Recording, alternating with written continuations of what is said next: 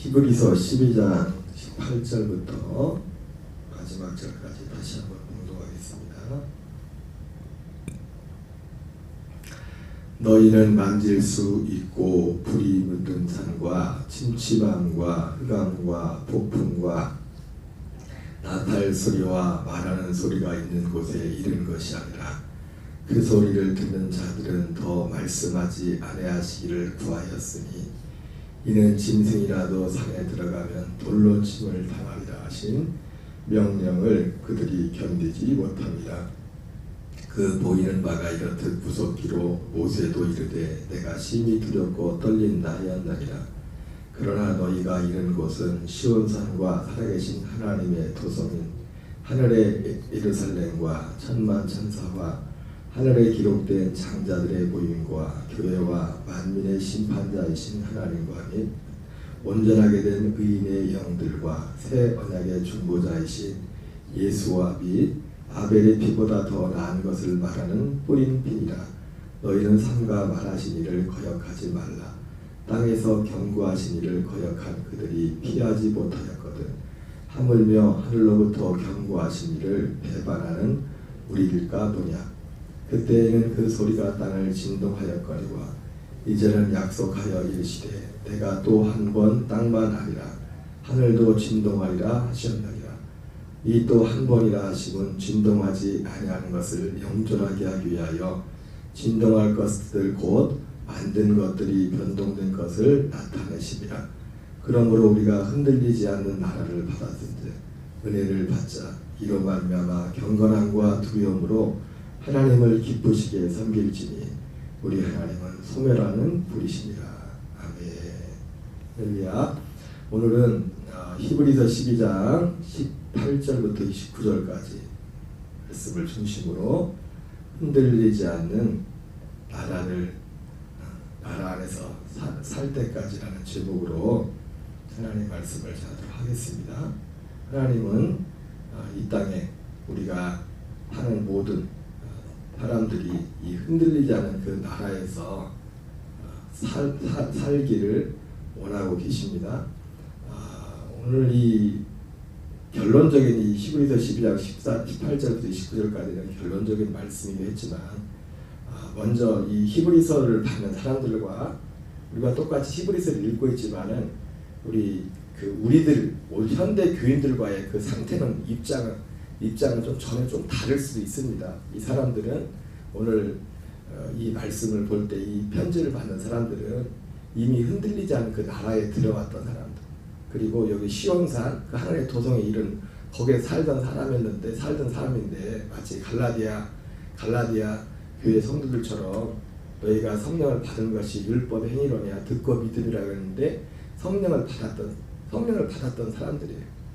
그리고 그리스도의 형상을 이뤄가는 그런 그 구원을 이뤄가는 사람이었는데 잘못된 가르침으로 인하여 이제 뒤로 물러가는 그런 상태에 대한 어떻게 보면 그런 상황이었고, 그러나 현대 교인들 중에 많은 분들은 또 전혀 그거와 상관없이 거기에 뭐 한 번도 들어보지 못한 그냥 그 밖에서만 평생 교회만 왔다 갔다 하다가 끝날 수 있는 그런 경우들도 많이 있을 수가 있습니다. 그래서 이게 오늘 이 본문은 히브리서는 그 당시 유대 그리스인들, 제가 전에도 말씀드렸지만 초대 교회인들을 대부분들은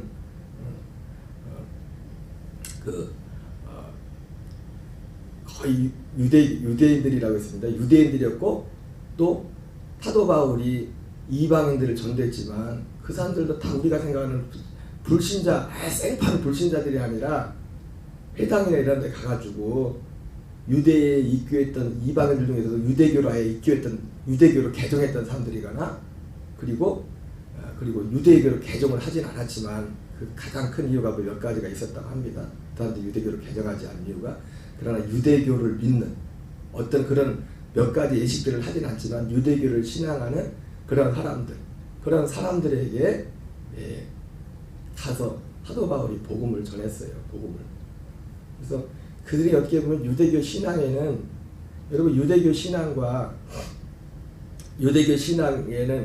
기본적으로 뭐가 깔려있냐면 하나님께 대한 회개가 깔려있어요. 하나님께 대한 회개. 그래서 하나님께 회개한 사람은 히브리서 6장에 나오자면 뭐라 합니까? 죽은 행실을 회개하는 거야. 하나님께 대한 신앙. 이 유대교가 전 세계에 퍼지게 됐던 많은 영향력이 뭐냐면 그 그리스 알렉산더가 큰 공헌을 했습니다. 물론 예수님 오시기가 한참 오래 전이었지만 그게 알렉산더가 죽고 나서 이 전 세계를 알렉산더 그리스가 지배하지 않습니까? 지배하면서 특별히 이제는 이집트 쪽, 애굽 쪽을 지배하던 프톨레미 왕과가 그쪽이 먼저 이제 이쪽에 패권을 차지했죠. 위에 있는 이제 안디옥 이 수리아 쪽에는 이제 셀루커스 왕조가 이제 지배하고 있었는데 이쪽에 이 굉장히 이집트 사람들은 통치하기가 남쪽 사람들이 이 북쪽 사람들은 좀 이 사람이 어떤 지형을 어떻게 할 수가 없어요. 이게 좀 삶의 환경이 좀 척박하면 사람도 척박해 돼요. 굉장히 산에 이제 그 북쪽에 이제는 셀루커스 그쪽은 뭐 바벨론이나 우리가 잘 아는 뭐 그 메데나 뭐 그런 뭐 지금의 이란 이라크죠. 그쪽 사람들 굉장히 드세서 이게 이 그리스 사람들이 거기를 지배하고 있었지만 좀 통치하기가 굉장히 힘들었어요. 그래가지고 초기에는 이 남쪽 사람들, 이집트 사람들은 굉장히 온화하거든요. 사람들이. 그리고 또 단을 거의 대우해가지고 거기 하는 동안에 그때 그 셀루커스의 프톨레미 왕조의 그 왕이 했던 것 중에 하나가 뭐냐면 그 알렉산드리아라고 그쪽에 알렉산드리아라는 이름이 많아요. 왜냐하면 알렉산더가 그리스의 초대 왕이기 때문에 그다음 알렉산드리아라는 그런 지명이 많았는데 알렉산드리아에서 그 도서관이 굉장히 큰 세계적인 도서관이 있었는데 이 세계에 있는 책들은 거기에 없으면 거의 다 없는 거예요. 그 정도로. 딱 하나 없었던 게 뭐냐면 성경책이에요. 성경책. 그때 성경을 번역한 거예요.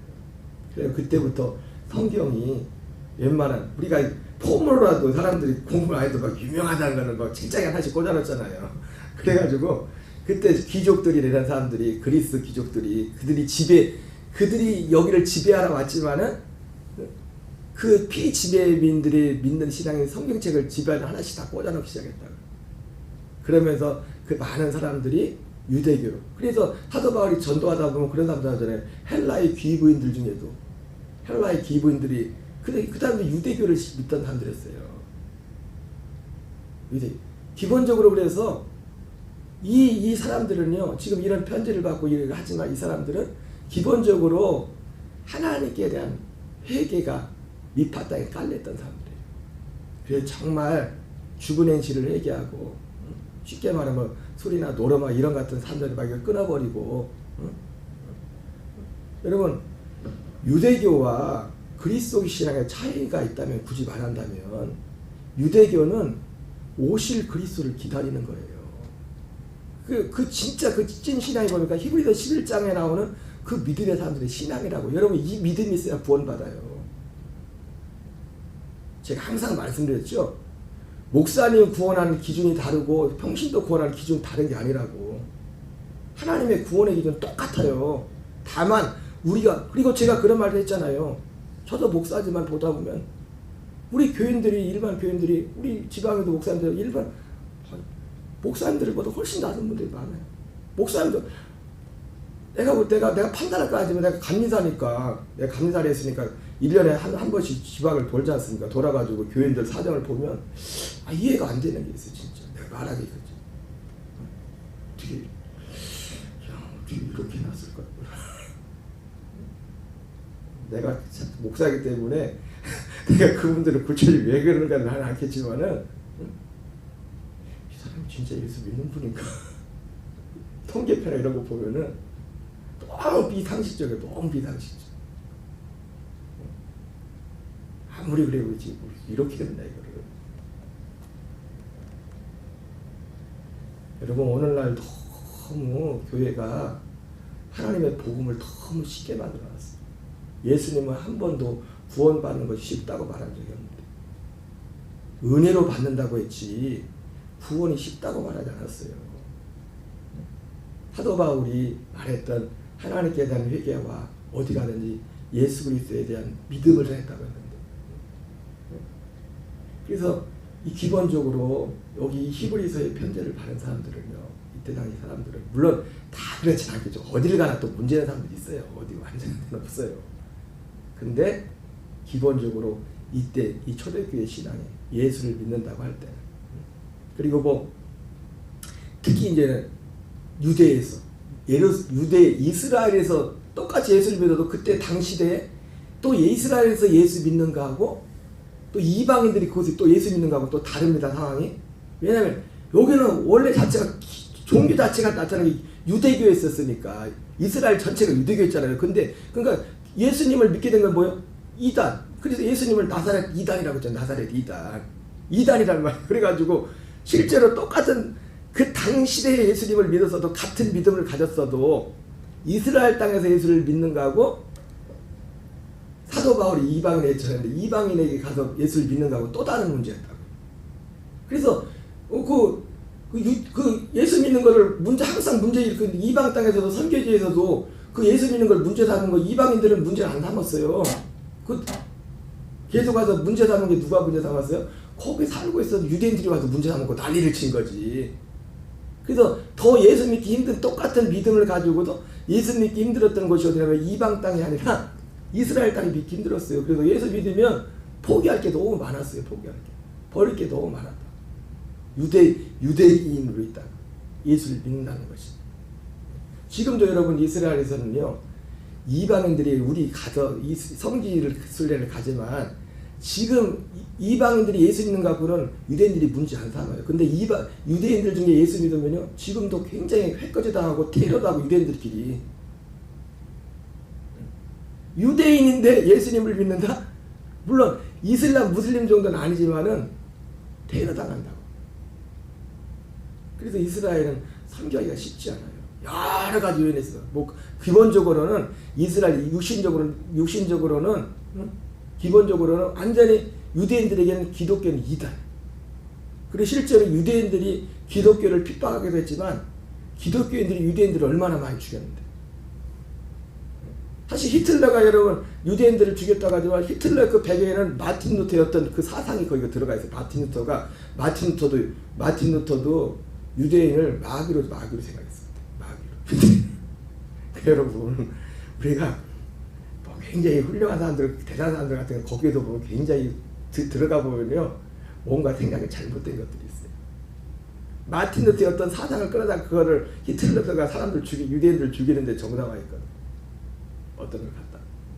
그런 역사적인 것들 때문에 지금 유대인들이 예수 믿기가 힘들어. 그래서 지금 예수 믿는 대부분의 유대인들은 어떤 사람들이냐? 무슬림 지역도 그렇고 하나님이 바울을 만나준 것처럼 어떤 기적적인 걸 통해 가지고 대부분. 그리고 실제로 미국에 있는 우리 몇 년 전에 이제 성경 암송하는 선포 같은 거 말했지만 그런 거 하시는 그 신학교 학장님이 계신데 그분이 유대인 대제사장 출신. 대제사장인데 그 사람이 대제사장 후손인데 그 사람이 회심한 거예요. 어떻게?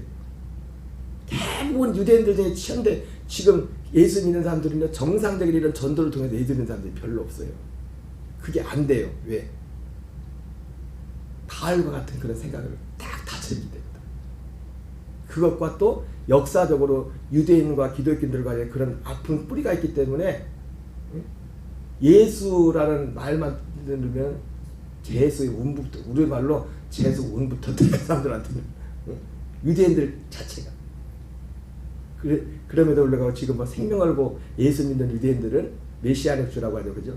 그분들은 하나님께서 바울을 만나준 것처럼 그런 어떤 강력한 그런 어떤 체험을 통해서 나타난 그렇게 예수 믿는 분들의 대부분. 어쨌든 제가 말을 하는데 같이 그 당시대 예수를 믿어도 유대 땅에서 예수 믿는 거하고 유대인으로서 이방 땅에서 예수 믿는 거하고는 문제가 여러 가지 다른 문제가 많았어요. 얼마 전에 또 목사님 하나 얘기하는데 뭐 그런 얘기하더라고요. 뭐 바울이 저기에서 뭐 공동체 생활을 하고 다 서로 막 우리 사도행전에 보면 막 서로 나누고 그러잖아요, 그죠? 이방에서는 또 상황이 달라요. 이방에서 여기서 그 사람들이 서로 나눴던 건 뭐예요? 지금 다 모든 일자리를 어떻게 보면 특권들을 많이 뺏겨서 이스라엘 땅에서는 상황이 진짜 심심한 사람들이, 그리고 그때는 뭐예요? 진짜들만 모인 거예요. 진짜들만. 그 공동체 자체가 진짜만 모였다고. 진짜. 여기 히브리서 나오지만 너희들이 전날에 큰 싸움을 싸웠댔잖아요. 큰 싸움의 내용이 뭐였어요? 너희의 소유를 빼앗기는 것도 기쁘게 생각했던 것입니다. 너희가 더 낫고 영구한 사람이 있는 줄을 알미라. 여러분, 구원받은 사람은 적어도 뭐 특징이 뭐냐면 이 믿음 있는 사람이 구원받는 거예요. 어제 말했죠. 누구를 구원한다고 했어요? 이스라엘과 아브라함의 자손을 하나님 아무나 구원하는 게 아니에요. 물론 이것도 뭐예요? 하나님이 그 사람에게 이 은혜를 주시는 거예요. 그래서 우리가 모든 것을 결국 그래서 다 은혜라고 하는 거예요. 그러나 은혜라고 할 때 우리는 너무 쉽게 예수 믿으되 십자가 죽어서 그러고 있어요. 그냥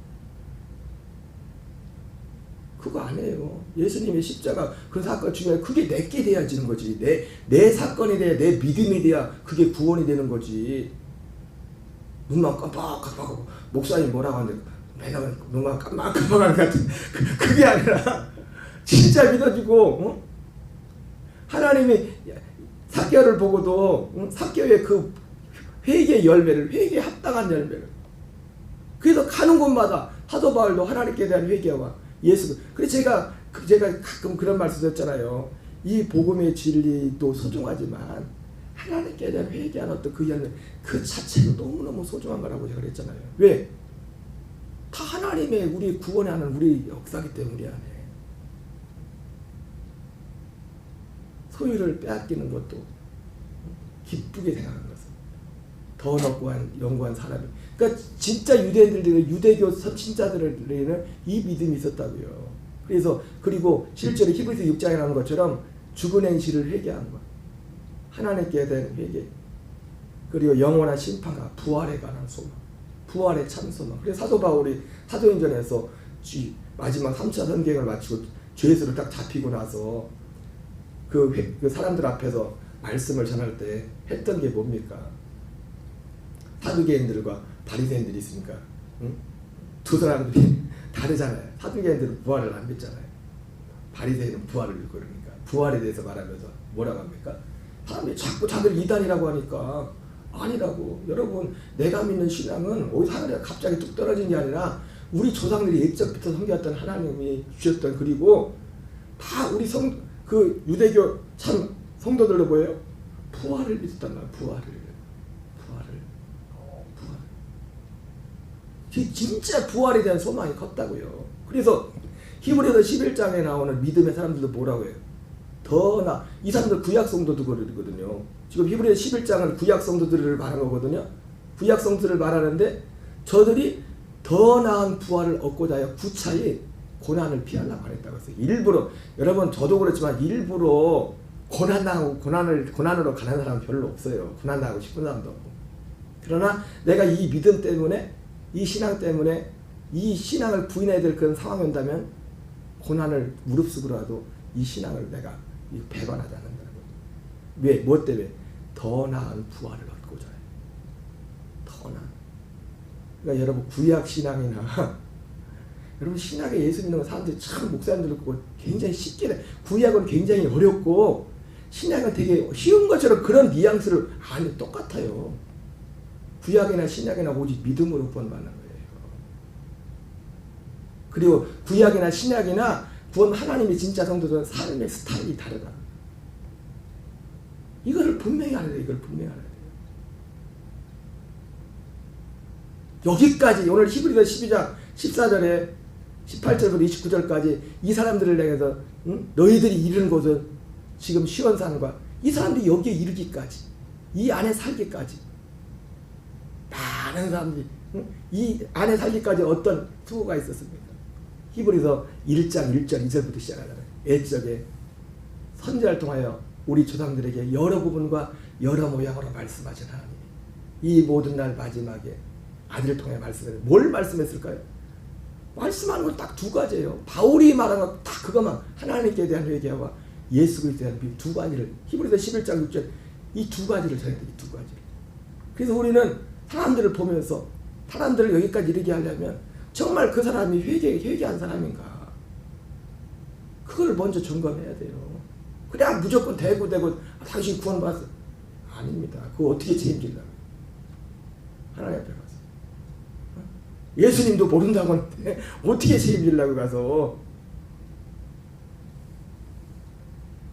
하나님께 대한 회개만. 정말 그 사람 마음의 중심이 주님을 향해 돌아선 사람. 이 땅의 것에서. 초대 교인들은 그랬다니까요. 그리고 그 사람들만 찾아갔어요. 일부러. 그리고 싫다는 사람들 억지로 가지도 않았어요. 바울이. 먼지를 털고 가버렸지. 물론 시간도 없었겠지만 할 일이 하도 철할 때가 많으니까 없었겠지만은 예수님도 그랬죠. 예수님도.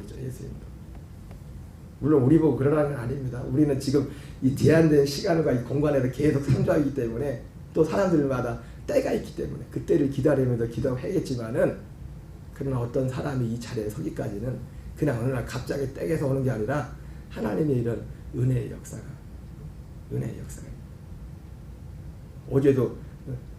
어제도 말씀드렸죠. 누가 자기 백성인가? 누가 자기 백성인가?